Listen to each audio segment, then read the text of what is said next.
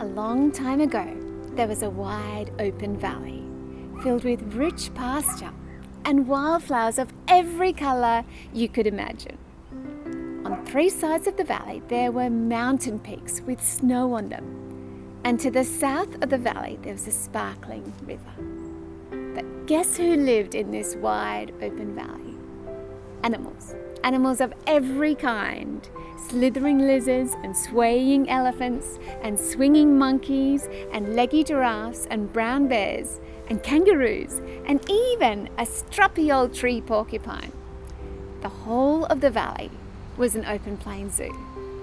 But the best thing about the zoo was the zookeeper. He loved the animals. He even loved the porcupine. He had chosen each of them.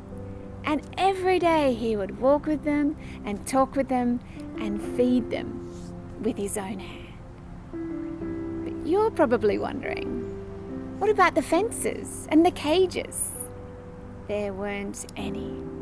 The animals never felt angry or jealous. They didn't use their teeth or their claws. They never felt like running away. They were utterly loved. And the zookeeper was happy. He reminded the animals that they could play wherever they wanted to in that wide open valley. But the one place they couldn't play was on the other side of the sparkling river in the dark forest. Do you think they wanted to? One day, the giraffe was walking by herself. She looked over the river into the forest and she wondered, was it really that dark? Was it really that scary? And as she wondered, she began to smell something really good coming from the forest. Can you smell that? She went back and told the others, and they wanted to go as well. So that night, every one of the animals left the valley. All of those slithering lizards and swaying elephants and swinging monkeys and leggy giraffes and brown bears and kangaroos and even that stroppy old tree porcupine. Every one of them left. And the wide open valley was empty and quiet. And the zookeeper was sad and alone. He had no one to love. The animals arrived in the forest, and it was dark and cold. There were tree roots on the ground and vines hanging all around them, and immediately they began to argue. "Oi," said the bear, "who took my honey?" "Not me," said the giraffe. "It was the kangaroo. She's hiding it in her pouch." "Oh, really?" said the kangaroo. "As if I'd want your honey. Look what it's done to you."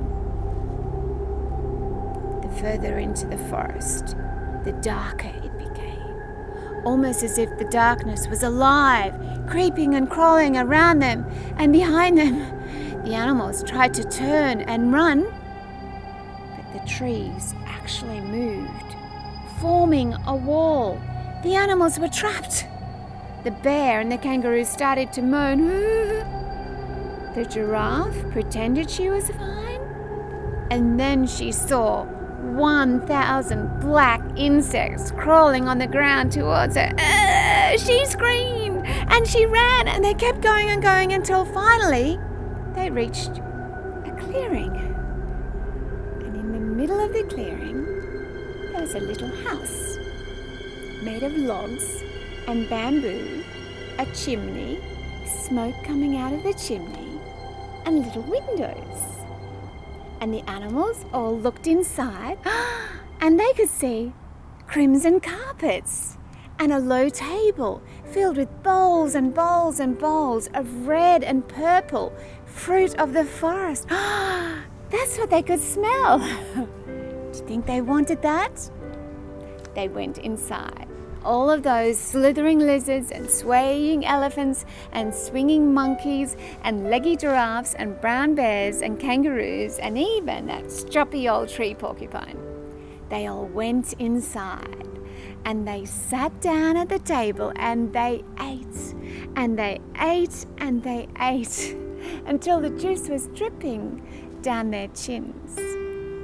Afterwards, they felt so full and satisfied that they lay down on the crimson carpets and went to sleep. Fast asleep. The smoke drifted out of the chimney. The day turned to evening, and the night became as dark as an underground cave. No stars at all. And just after midnight, the darkness slithered in like a noiseless, oily trail. The giraffe woke first. "Oh," she said, "what a lovely sleep." "Yes," said the kangaroo, "but what is this all over me?" The darkness had wrapped itself around their legs and their necks, caught in their fur. They tried to move and get it off, and they couldn't. And then the darkness spoke. The darkness is everywhere.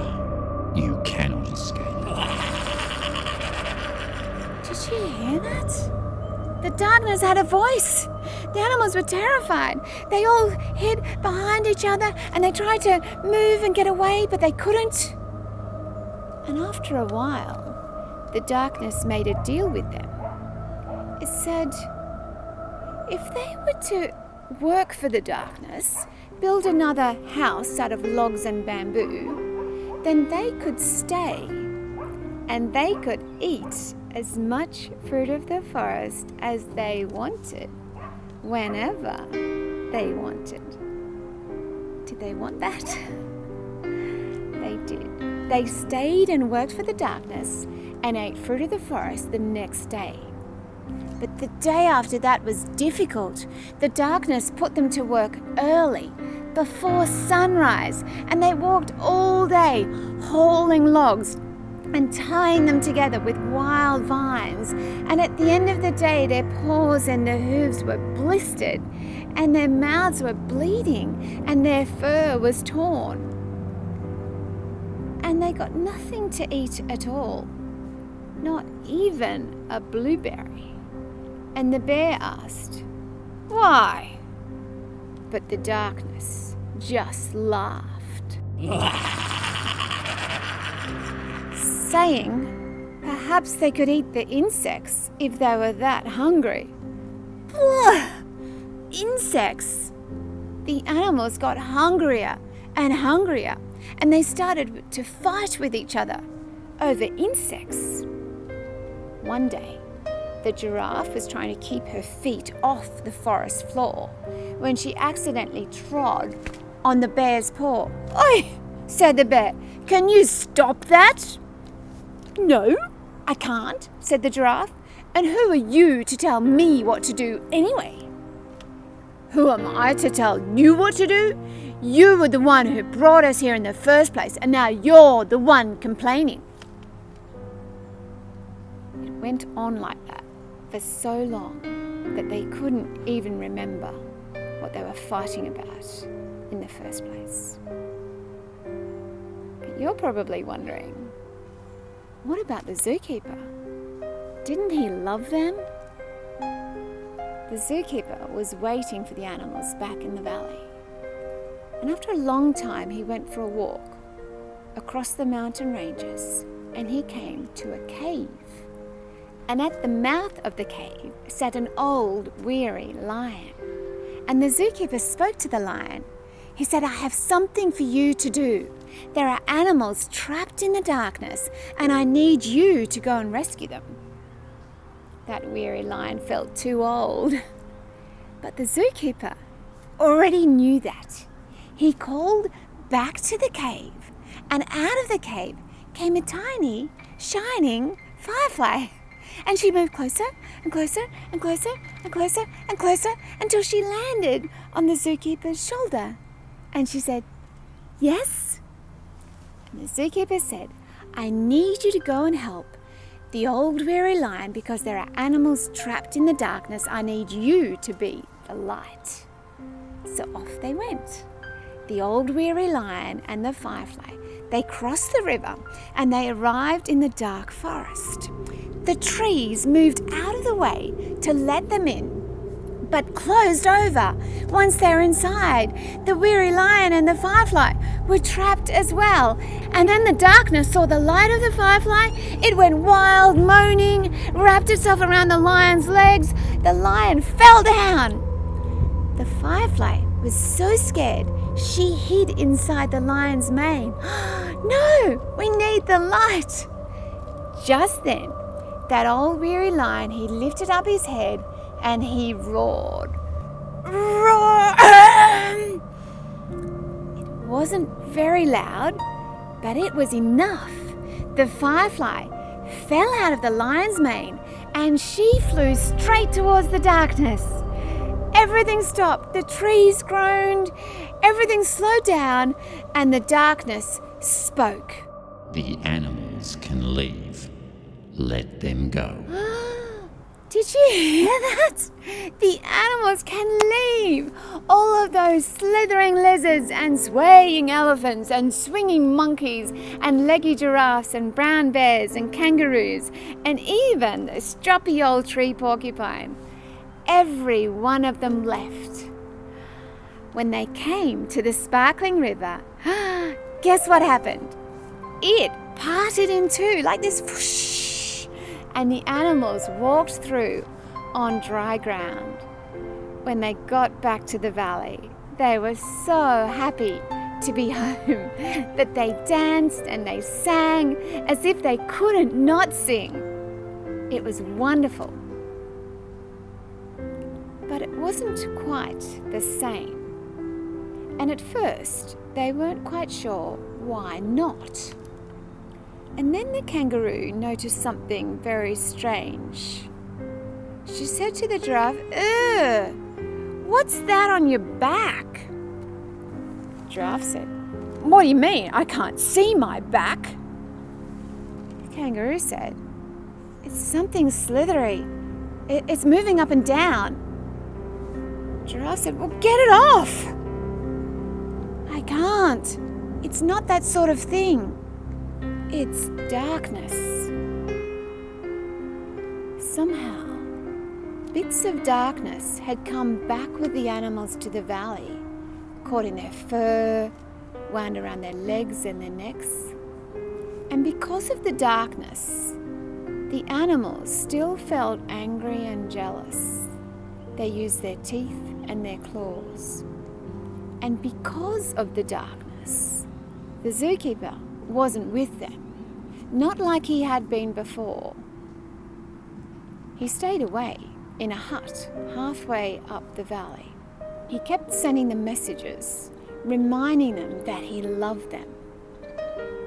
But he didn't walk with them and feed them with his own hand. He couldn't. They were using their teeth and their claws. It would hurt. It wasn't the same. And then one day, the giraffe and the bear were playing in a nearby field, and the bear found the most tremendous pot of honey that you have ever seen. He wanted it all for himself. Do you know what he did? He picked up a stick and he started to draw a line in the field like this. And he said, "All right, you lot, listen up. Anything on this side of the line is mine. Anything on that side of the line is yours." The others just stared at him. That wasn't normal. But then the giraffe picked up a stick and she said, "Right, if that's what you want, here's my line. Don't cross over it." And then all the other animals did the same. And then the bear started to find some stones, and he piled them one on top of another to mark his line. And he kept piling hundreds of stones, and they got higher and higher and higher until the bear could hardly see over them. All the others did the same. And then the bear found himself a padlock. He locked himself in. He wanted to protect his honey. He had a lot of it by then, 27 pots. But sometimes a lock and a key that starts off feeling safe and secure, it becomes a cage. The animals wanted to keep each other out, but they didn't realize they were keeping themselves in. That's what happens in a cage. So there they were, locked in. What about the zookeeper? He kept sending them messages, reminding them he loved them. And then one day he sent the last, final message, and the kangaroo read it out for everyone to hear. She said, "The zookeeper says, don't worry. He's going to send the white lion. And the white lion is the one who will take away the cages and make the valley beautiful again, the way it was meant to be. And when that happens, the zookeeper will return for good and feed you with his own hand." The white lion! All the animals started looking out of their cages, searching everywhere in the long grass for pale white lion cubs. And they searched and they waited for a long time, but nothing really happened. And some of the animals gave up, because waiting is the hardest thing. And then, out of the blue, there was a small brown lion cub born in the long grass. Nobody even really noticed it. It was just like all the others. He grew up, he played with the other animals. Then one day, the brown lion went down to the sparkling river, and when he came back, he seemed different. He knew things about the animals that nobody else knew. One day, he spoke to the giraffe. He said, "What if I told you I had something that would fill you up forever?" The giraffe just looked at him. What did he mean? She needed sweet things, fruit of the forest. Then as he kept talking, she started to wonder, what if he was the one the zookeeper said, the one who would come? Another day, the brown lion went to speak to the bear. He was counting his honey.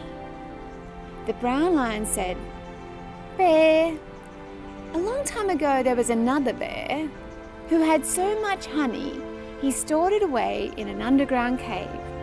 Pots and pots of honey, more and more caves. He stored it away and then he died in the night." The brown lion said to the bear, "Don't worry so much about your honey. Worry about what it means to love the zookeeper and trust that he will feed you with his own hand." The bear went away also wondering. And then another day, the brown lion spoke to the kangaroo. She was old and sad by then. She could hardly see out of her eyes. And the brown lion nuzzled up to her, spoke her name, and licked her face. And the kangaroo opened her eyes and she could see. She could see green grass and animals in the other cages. And she wondered, how was that? It was a miracle. All the other animals started watching and wondering, how did he do that?